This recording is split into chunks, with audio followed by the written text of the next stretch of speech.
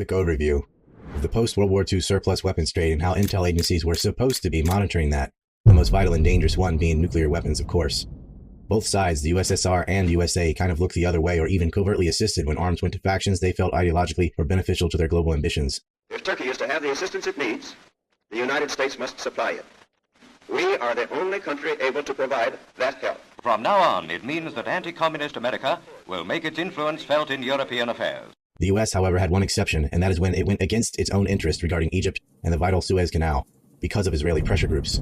This led to the Suez Crisis, or War of 56, which made Israel decide, at any cost or risk, that it had to have the bomb. The OSS had morphed into the CIA. Other states had created, likewise, counterparts. The age of intelligence agencies and covert war had come.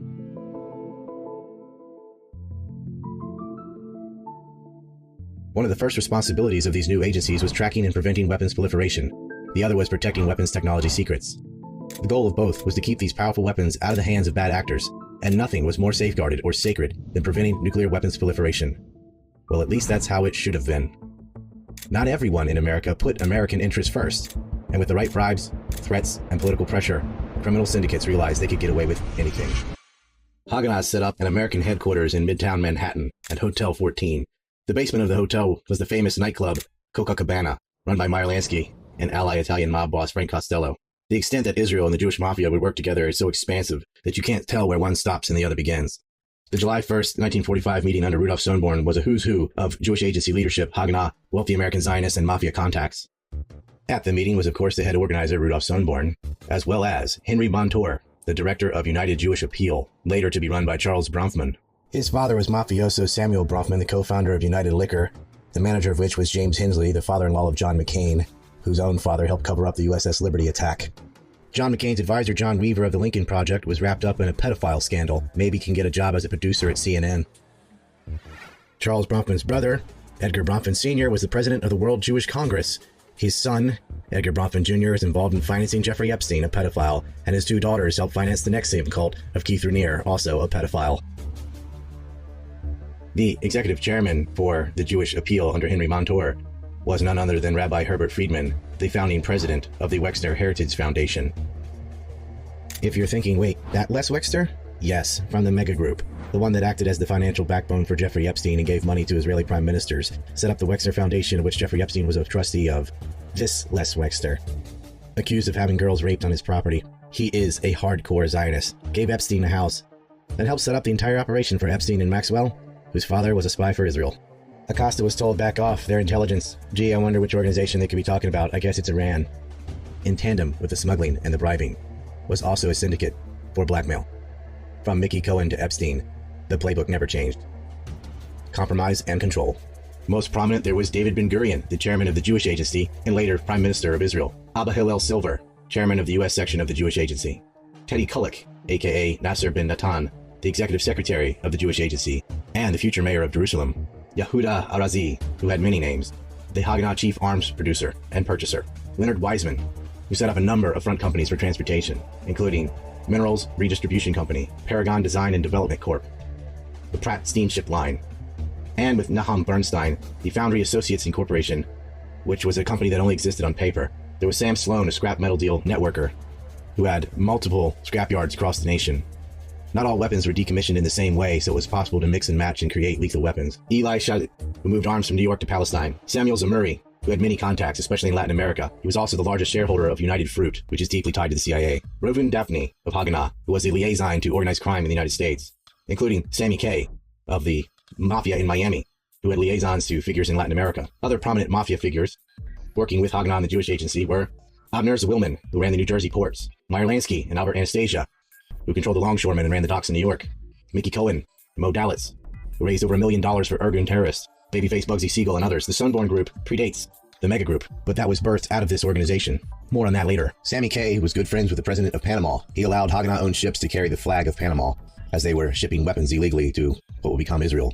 Yehuda Arzari, the Haganah chief arms purchaser, worked with the New York Mafia to transport arms to Israel through Zim shipping. These same docks would later be used to move the uranium, often packing different types of weapons inside legitimate goods like boilers and mislabeled products. This gambit would escalate into the theft of uranium from Apollo, Pennsylvania.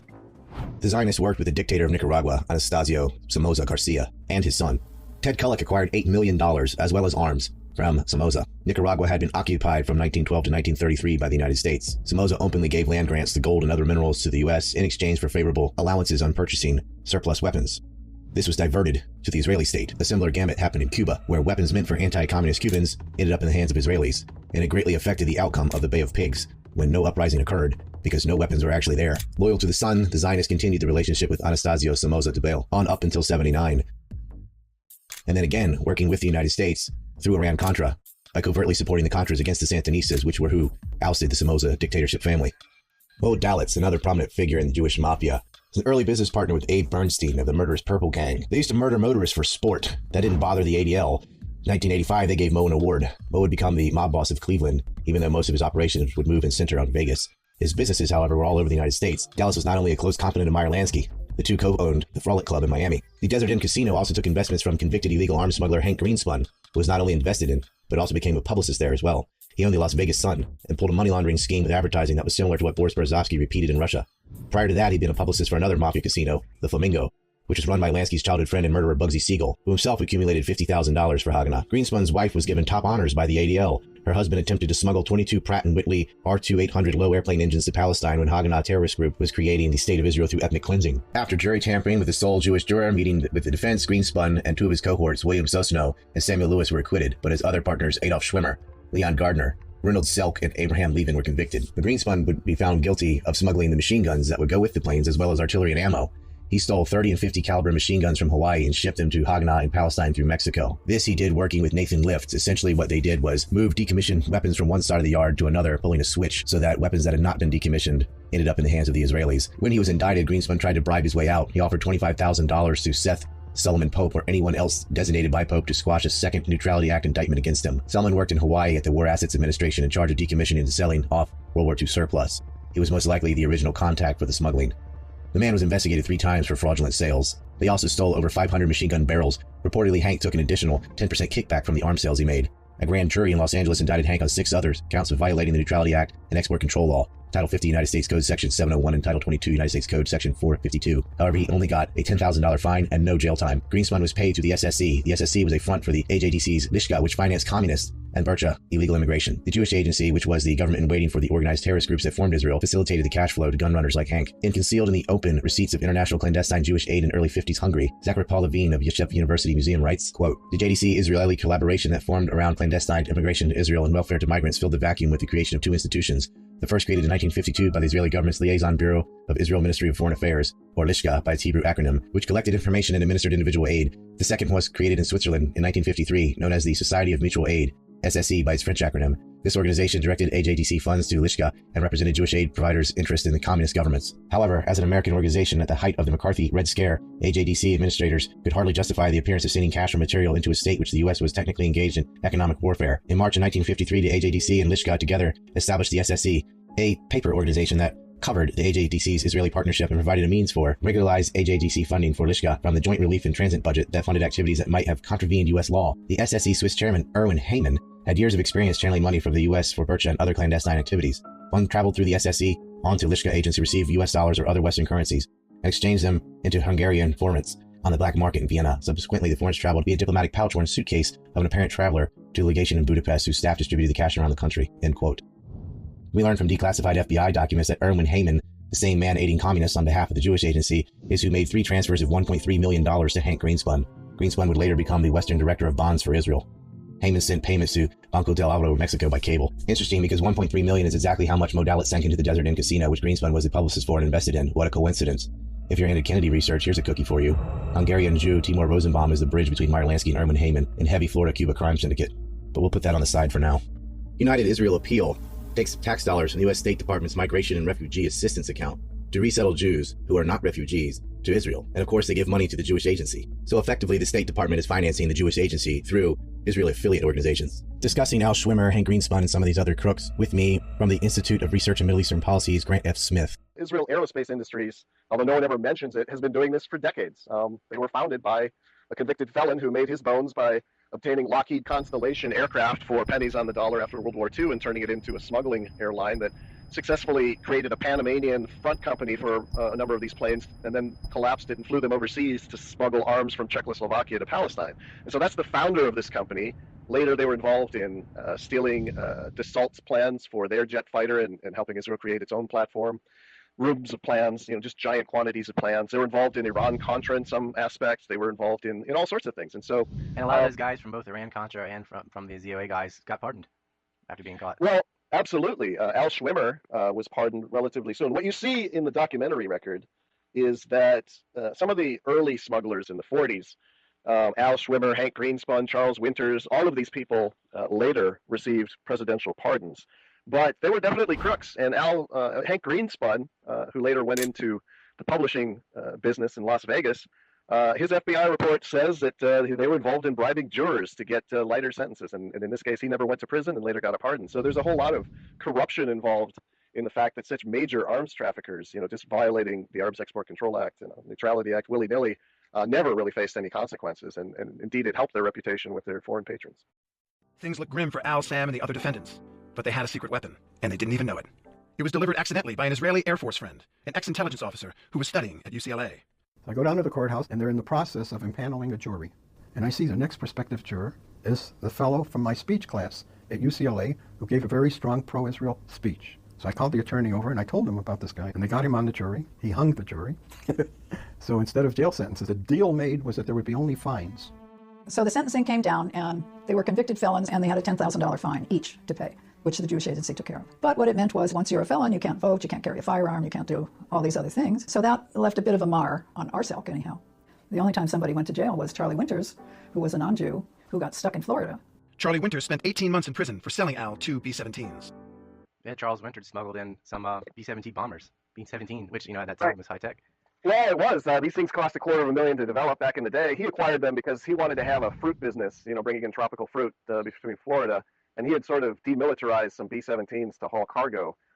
But those were still very valuable in terms of being able to retrofit them and use them. And so, the investigation only managed to convict a handful of people. And if it had been done right, if they really wanted to uphold U.S. laws, then they would have literally arrested hundreds and hundreds of people, including a lot of lawyers in New York, including a lot of on-the-ground people all over the country.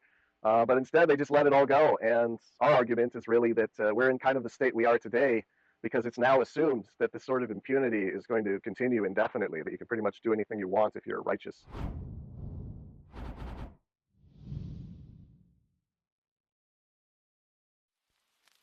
Throughout the 1950s and most of the 60s, up until the War of 1967, Israel and France were intimate allies. Following World War II was an era of decolonization. Older European colonial powers such as Britain and France were unable to continue ruling most of their offshore colonies in Africa and Asia, many of which were waging struggles and wars for self-determination against them. In North Africa, Algeria, which was colonized by France, was by 1954 up in arms against its colonial overlord.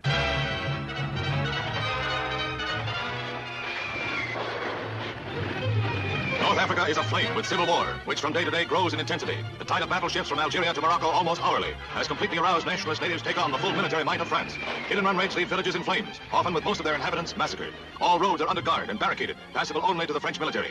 Even as talks between Arab leaders and the French take place, the unbridled fury of the guerrilla warfare continues. With 2.5 divisions deployed and French reservists called up, the rebels continue to fight, but at a cost. Already 1,700 are dead. Not even hospitals are spared in the savage struggle. As for the non-combatants, they, as always, are the pawns in a rebellion whose seeds are sown deeply. The Algerian War would last until 1962, ending with Algerian gaining independence. Throughout the war, Israel was supporting France by providing intelligence on Algeria, and in return was sold French weaponry and other military equipment. In 1956, Israel assisted France and Britain by invading Egypt, and momentarily seized the Gaza Strip. This war in Egypt was carried out to overthrow the president Gamal Abdel Nasser, who had nationalized the Suez Canal. The British and the French were, however, to be cognizant of the post-World War New World Order governed by the United States and the Soviet Union, who forced them to cease their aggression on Egypt. Israel likewise had to reluctantly pull back from Gaza Strip and the Sinai Peninsula in 1957 after a lot of pressure from Eisenhower. Following the failed 1956 attack on Egypt, David Ben-Gurion sent his protege Shimon Peres, the future Prime Minister of Israel, to Paris following the war, with the mission of acquiring nuclear technology from the French, which the Israelis themselves could not develop. They made a secret deal in 1957, where the French would provide Israel with nuclear technology and associated training. Covertly, hiding in the Negev desert, the French built a plutonium-based nuclear plant in Dimona for the Israelis. It was supposed to be kept a secret, but American U-2 spy planes would spot the unaccounted for rig in the middle of the empty desert. Israel insisted it was nothing but an innocent textile plant. The United States demanded inspections of the site. Financing of Dimona was just as covertly carried out and was paid for by funding outside of Israel's official state budget. 1958, David Ben-Gurion and Shimon Peres appointed American Zionist Jew, Haganah agent, and arms smuggler Abraham Feinberg the task of raising money from wealthy Jews from around the world to build the reactor in Dimona. Among the contributors were prominent Jewish figures such as Baron Edmund Adolf the Rothschild, the wealthiest member of the Rothschilds family, Edmund Leopold the Rothschild, Baron Isaac Wolfson, Baron Marcin Sevet, Louis Bloomfield,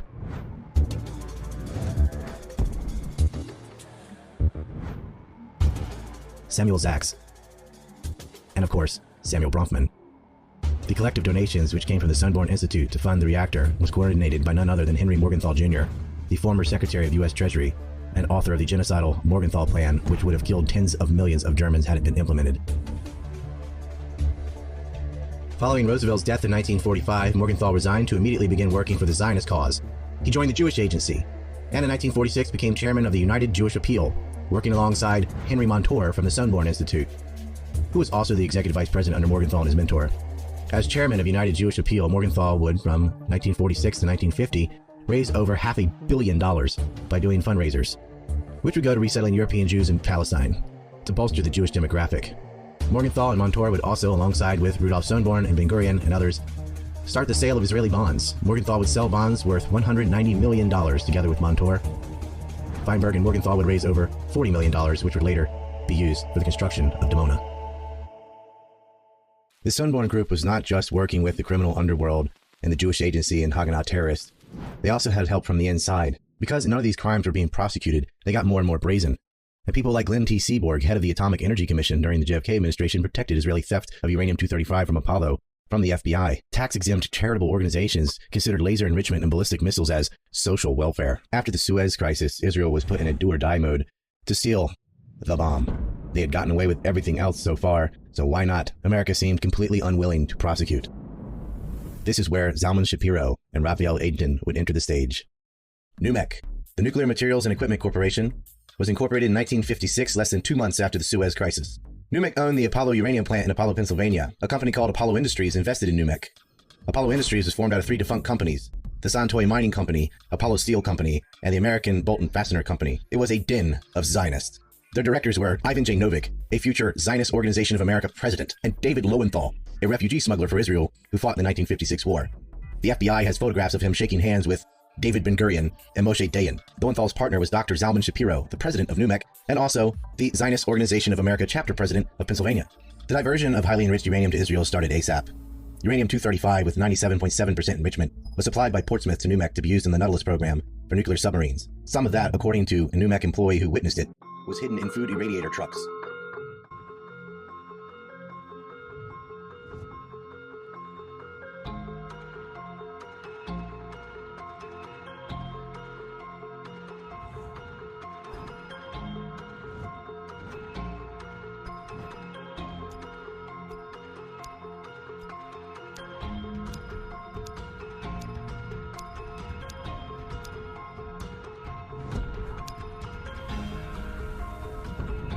It would then be loaded onto Zim's ships and sent to Israel.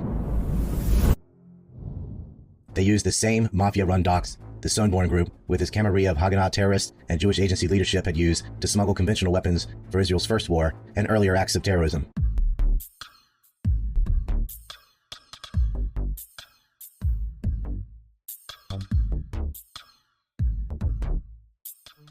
These people had blown up boats full of people, hotels, railways, and embassy, and tossed grenades to the windows of Palestinian houses.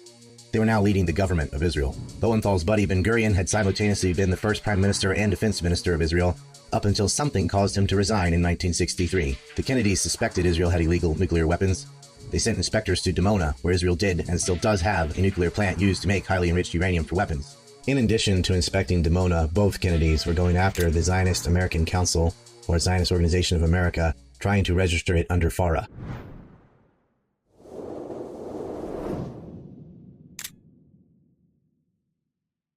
That was a do-or-die situation for Israel.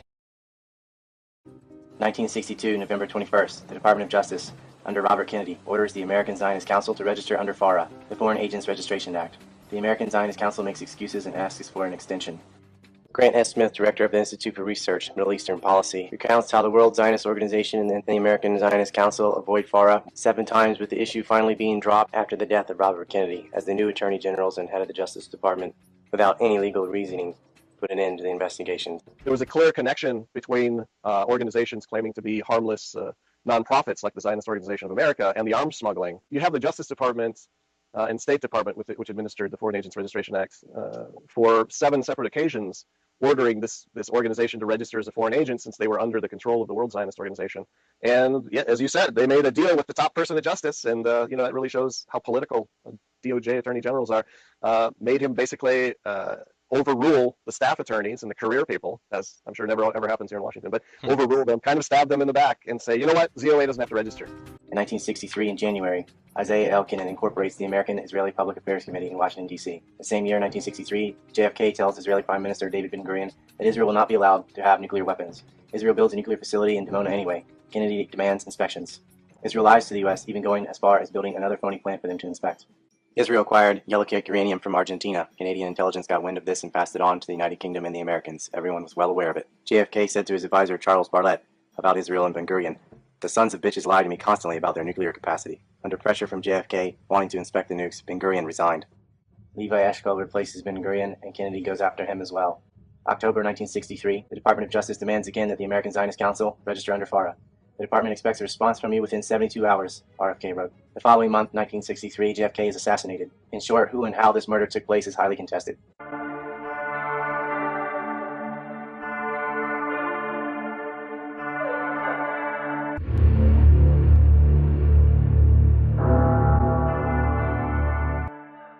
Everything pertaining to what's happening has never come to the surface. The world will never know the true facts of what occurred, my motives. The people have so much to gain and have such a material motive for putting the position on him. Will never the true facts come above to the world. Are these people in very high positions yet? Yes. With Lyndon Baines Johnson out of the race in March, by April of 1968, the CIA's Director of Central Intelligence, Richard Helms, together with Attorney General Ramsey Clark, investigated Zalman Shapiro. The following information outlines agency efforts to persuade the FBI to undertake an investigation of Shapiro and NUMEC, and to keep track of its activities in this regard. On April 2, 1968, Mr. Helms sent a letter to the Attorney General urging that the FBI initiate a discreet intelligence investigation of Dr. Shapiro. A month later, RFK was killed. By September 1969, with Nixon in office, Hoover was singing a different tune.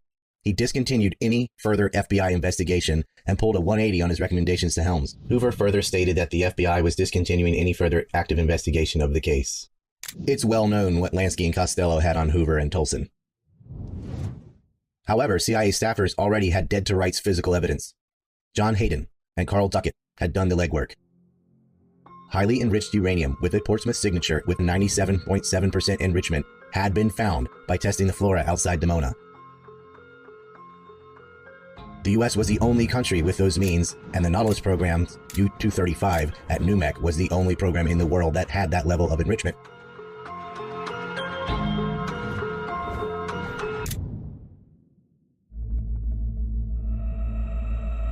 But Lyndon Johnson didn't want to know about it. Neither did Syndicate President Nixon. Briefings were made in 1976 to Attorney General Edward Levy by Carl Duckett and former Atomic Energy Chairman Glenn Seaborg. The internal CIA documents were not released, however, until 2015. The mass media avoided reporting on this information more than it did the coverage of the Ghislaine Maxwell trial. Regarding the cover-up, researcher Grant F. Smith explains to radio host Scott Horton. What all did the government know about the theft of this nuclear material at the time, the extent of the Israeli spy ring in America at the time? And did the government at the time just sit back and let this happen, or were they in on it, or they couldn't do anything about it, or they did do something but not enough, or what's? Well, all of the above.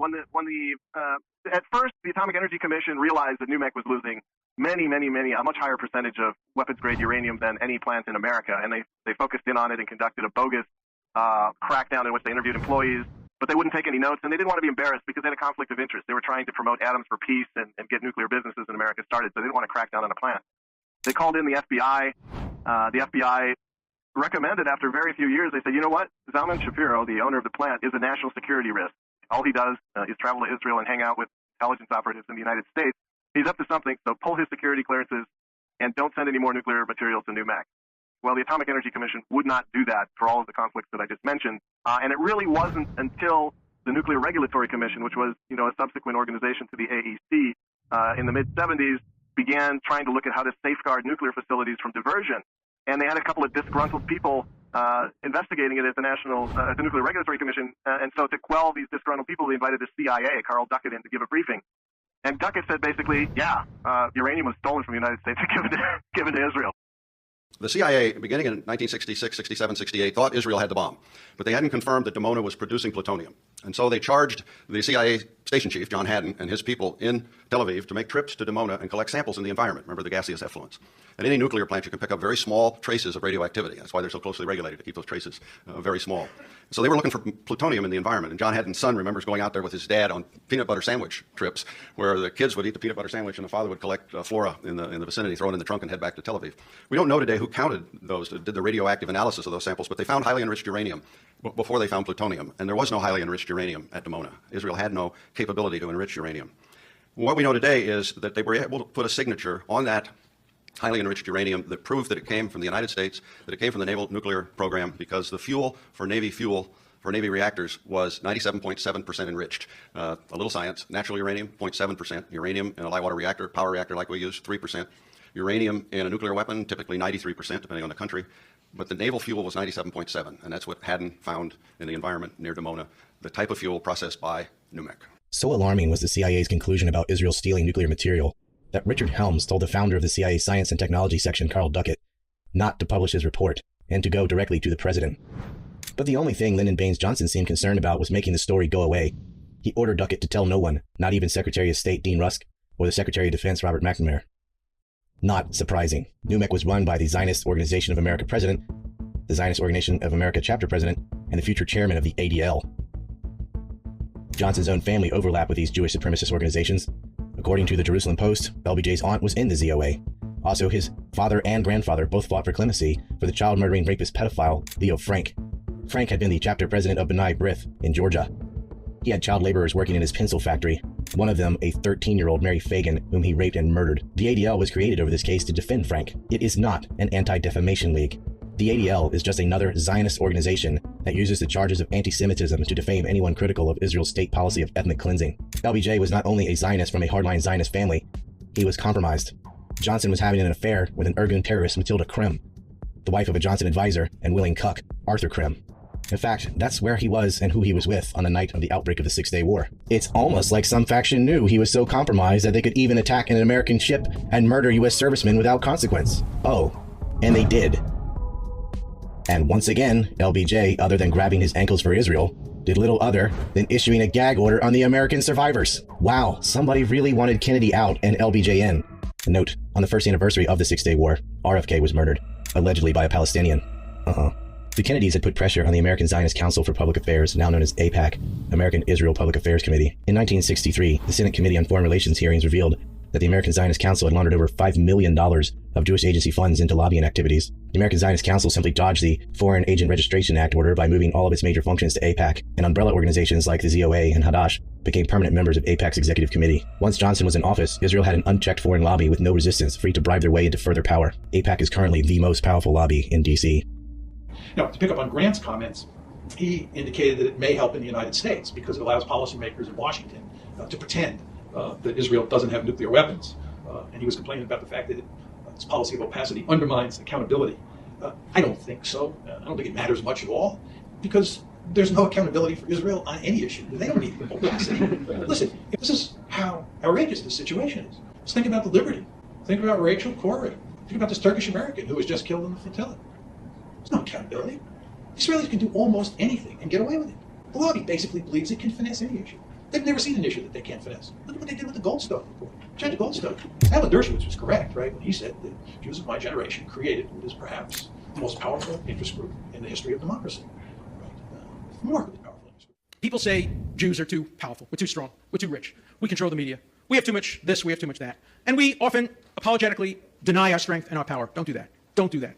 We have earned the right to influence public debate. We have earned the right to be heard. We have contributed disproportionately to the success of this country. Never, ever apologize for using our strength and our influence. And if you need a biblical source for it, just remember the psalmist who said, Hashem owes li'amo yitain. God will give the Jewish people strength, owes.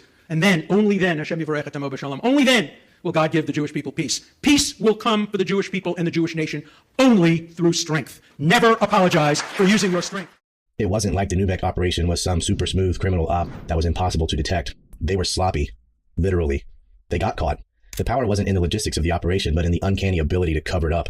Later, Seaborg wrote a number of books, and he wrote 3 of them that were memoirs where he discussed NUMEC. And in one of them, he said, what good would it do to admit that HEU had been stolen and given to Israel? As early as 1966, the Atomic Energy Commission was aware that 392 pounds of highly enriched uranium was missing from the NUMEC plant. It only takes about 33 pounds to make an atomic bomb.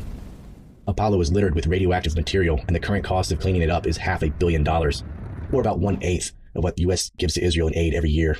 The extent of the NUMEC crime uncovered new horrors in the 1980s, when it was discovered that one of the Israeli spies, Raphael Adenton, who along with Efron Bigam, Abraham Hermione, and Abraham Bindor, met with Zalman Shapiro at NUMEC under the cover of being thermoelectric generator specialist, was the handler for Jonathan Pollard. In 1968, these 4 Israeli spies showed up at NUMEC. And just briefly, Avraham Hermoni was the LACM chief in the United States. He recruited a number of spies for Israel in the nuclear program. He went back to Raphael, where he was a deputy director of that weapons effort in Israel. Ephraim Bigun was sort of the technician of Shin Bet, the Israeli FBI. Abraham Bender went on to be the head of Shin Bet. Raphael Eitan went on to be the head of LACM and recruited and ran Jonathan Pollard in the United States. Jonathan Pollard was sentenced to life in prison for giving U.S. secrets to Israel, including the U.S.'s first strike plans against the Soviet Union. He is the most damaging spy ever caught in U.S. history. Yet after 30 years, he was out on parole, and when that expired, he was flown to Israel on a private jet owned by Zionist billionaire Sheldon Adelson. He received a hero's welcome. What would Israel want to do with the U.S.'s first strike plans? What value was it to them other than to exchange it for something from the Soviet Union? Raphael Adenton was the founder of LACM, Economic Espionage Network for Israel. To this day, the official U.S. policy on Israel's well-known nuclear weapons is as silly as the denial of Taiwan's sovereignty. Everyone knows they exist, yet the government pretends it's invisible. Even though Israel made an offer to sell nuclear-tipped Jericho missiles to South Africa, PW both are only pulled out of that deal, by the way, because of the price. Israel is not a signatory to the NPT, Non-Proliferation Treaty, nor will it ever be asked to be. Despite the well-established and well-known precedents of Zionist smuggling and stealing boatloads of armaments from the United States, and the indisputable evidence of Israeli intelligence agents regularly meeting with Zalman Shapiro in Pennsylvania, a dedicated and committed Zionist with ties to the Israeli government, as well as hundreds of kilos of highly enriched uranium being reported missing from NUMEC and unaccounted for, the highest out of every commercial plant in the United States, and Israel having a covert nuclear program, which they lie about at every turn, undermine inspections of, and the very suspicious samples at Dimona of highly enriched uranium that was measured with scientific certainty, which the Israelis by themselves could not develop, the notion that highly enriched uranium was diverted from the United States to Israel was challenged.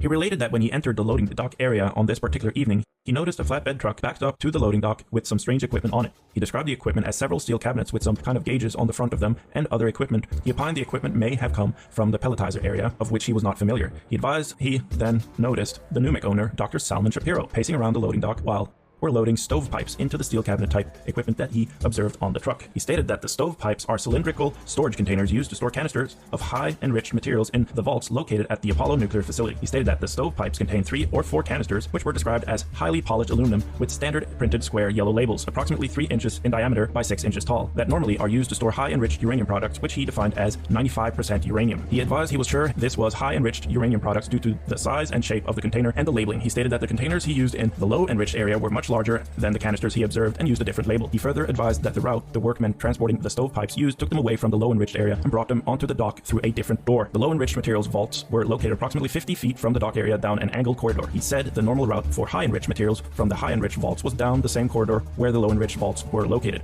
He said he noticed that the destination for the equipment on the truck was Israel and that it was transported by ship. He stated that after he had quickly read the information contained on the shipping order, Redacted grabbed the clipboard away from him, telling him in words to the effect that the material contained in the shipping order was confidential and not for his eyes.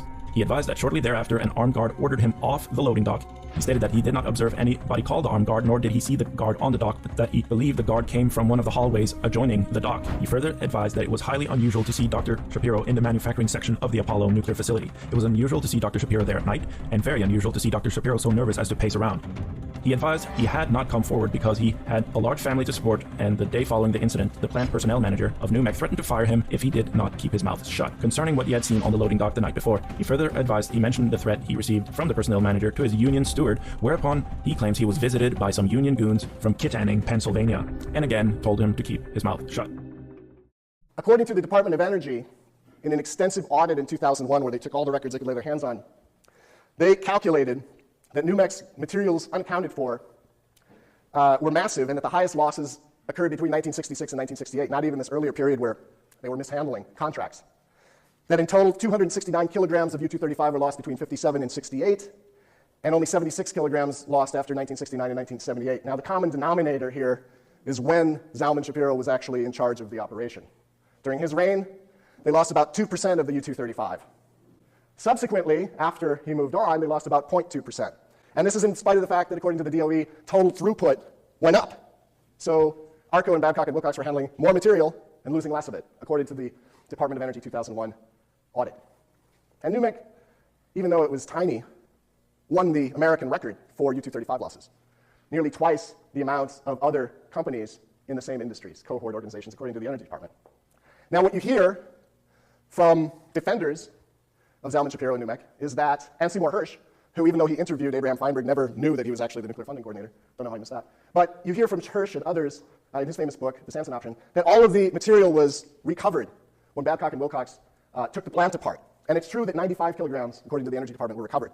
But that wasn't all that was missing. This still leaves, to this day, a balance of 337 kilos, and this is discounting processing losses, sloppy operations, everything. So the outstanding balance is 337 kilograms. Roger J. Mattson, a trained scientist who has served in the Atomic Energy Commission, Nuclear Regulatory Commission, and the Environmental Protection Agency, has consulted on nuclear safety and security matters in his professional career, and in 1976 led a Nuclear Regulatory Commission task force addressing the NUMEC affair, goes to great lengths in his book, Stealing the Atomic Bomb, How Denial and Deception Armed Israel, debunking that claim made by Seymour Hersh. Among the many points Mattson brings up to refute Hersh, the most salient are the facts that only 5 countries, France, Britain, Russia, China, and the United States, were able to enrich uranium at that time, and more importantly, the samples of uranium found at Dimona matched the highly enriched uranium that was developed in the Portsmouth plant, which was supplying Zalman Shapiro's NUMEC plant. And this particular signature had a 97.7 enrichment of isotope uranium-235 and was supposed to be used as naval fuel for nuclear submarines.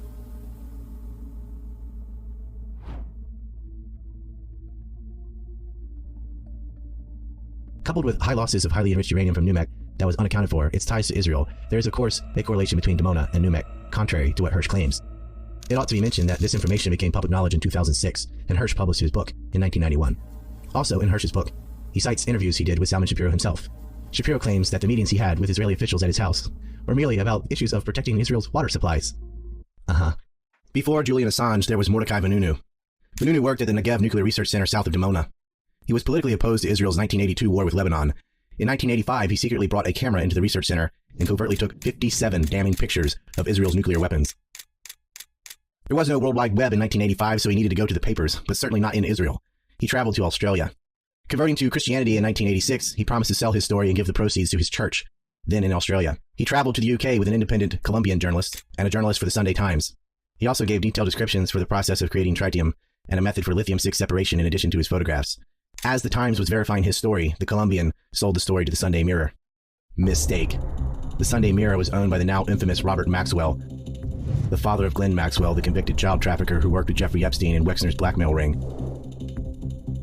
Maxwell, already working with Israeli military intelligence, tipped off the Mossad. They created a honey trap. 8 years his younger, Cheryl Bentoff, a Mossad agent posing as Sydney, a fiery red-headed American tourist, enticed Vanunu to travel to Rome with her on holiday. At an apartment there, Vanunu was jumped, drugged, and smuggled to Israel. There was a closed-door trial and he was put in prison, 11 years of which were in solitary confinement. In 2015, the National Security Archive of George Washington University published documents that corroborated Vanunu's claims and evidence. Did the US government or media care? Nope. There is a massive precedent of Israelis stealing technology from the United States with impunity. This is, however, not limited to the United States. Related to Israel's nuclear program, in 1968, the Mossad carried out an illegal, covert, dangerous operation, where through Front Company, they smuggled 200 tons of yellow cake uranium from Europe to Israel. They transported the yellow cake in a ship, and then transferred the massive quantities of yellow cake to another vessel in a ship-to-ship cargo transfer in the middle of the eastern Mediterranean. The operation was called Operation Plumbat. In the 1980s, the Israelis were again caught violating U.S. export laws by illegally smuggling 800 nuclear weapons triggers, Krytron triggers, switches that in a matter of nanoseconds can detonate a nuclear bomb, from the United States. It was carried out by Lacom, which was headed by Raphael Adenton, who repeatedly met with Zalman Shapiro and was the handler for the notorious spy Jonathan Pollard. The smuggling operations leader was Richard Kelly Smythe, and it was done covertly by moving Krytron triggers through a network consisting of several Israeli-affiliated front companies. One of the front companies was Heli Trading, which was owned by Arnon Milchan, a prominent Hollywood producer and billionaire, who bragged about being an Israeli spy. The Israeli Ministry of Defense would purchase the Krytron triggers from its own front company. Arnon Milchan, a self-admitted spy and arms smuggler for Israel, openly boasted about his actions. Now, a new tale of international intrigue is coming to light, this one about film producer Arnon Milchan. His double life was a not-so-closely held secret for decades. In a recent interview for an Israeli documentary, Milchan confirmed what had been rumored for years. He was working for Israel's top spy agency all along. Mayor Doron spent months interviewing Arnon Milchan for a book he co-wrote 2 years ago about the producer's secret life. He basically told us about secretive operations that he did for the state of Israel, especially in order to get material, information, equipments for the Israeli nuclear program. In 2000, Milchan told 60 Minutes how he used dozens of his companies around the world to facilitate sales of hundreds of millions of dollars of missiles and other weapons to Israel. Milchan now says he was integral to developing Israel's nuclear program. One thing I regret is not paying enough attention to the image of me I created. Do you know to what extent I've risked my life for the country time and time again? And in Hollywood, they keep on saying arms dealer after more than 150 films. Them. I did it for my country and I'm proud of it. I did ask him once, we spoke about something, and he told me that he was an Israeli and that he of course would do these things for his country. There's something with the things that trigger a thing. I remember at some point I had asked Arnon about that. Being friends, I was curious, but not in an accusatory way. I just wanted to know. And he said, yeah, I did. I'm Israeli. That's my country.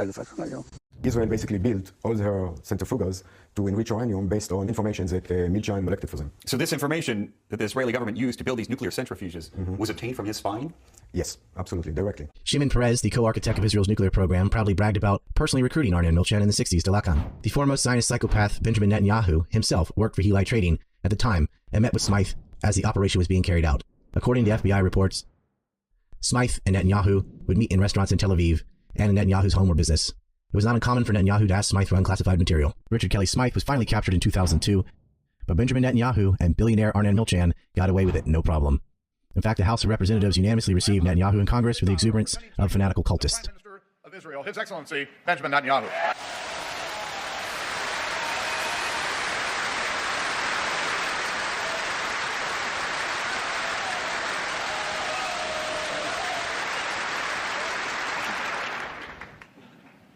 I want to thank you, Democrats and Republicans, for your common support for Israel, year after year, decade after decade.